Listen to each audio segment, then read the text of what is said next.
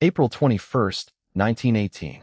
The most feared fighter pilot in the world was flying low over enemy territory, chasing a target he should have let go, and within minutes, he'd be dead.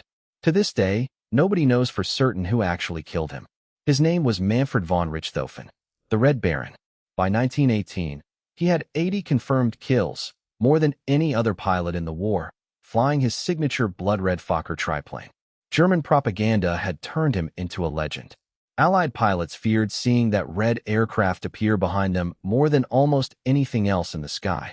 That morning, Richthofen was chasing a Canadian pilot low over the Somme Valley, flying dangerously close to the ground, deep over Allied lines, breaking his own rule about never pursuing a target too far into enemy territory. He'd made that mistake exactly once. As he chased the Canadian plane, he flew directly into range of Australian machine gunners positioned on the ground below, and into the sights of another pilot, Canadian Captain Roy Brown, who dove in from above to intervene. Seconds later, a single bullet tore through Richthofen's chest. Somehow, mortally wounded, he still managed to land the plane, bringing it down relatively intact in a field behind Allied lines before he died. Australian soldiers reached the wreckage within minutes and found the most legendary pilot of the war dead in the cockpit. Then the argument started, and it's never actually ended. Captain Roy Brown was credited with the kill, and for decades, textbooks recorded him as the man who shot down the Red Baron. But the physical evidence told a different story.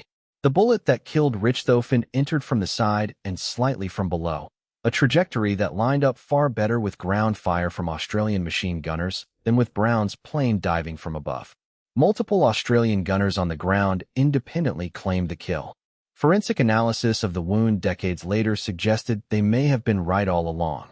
Germany's greatest ace, a man who'd survived 80 dogfights against the best pilots in the world, may have ultimately been killed not by another pilot in the sky, but by an infantryman firing a rifle from a trench, whose name history barely remembers.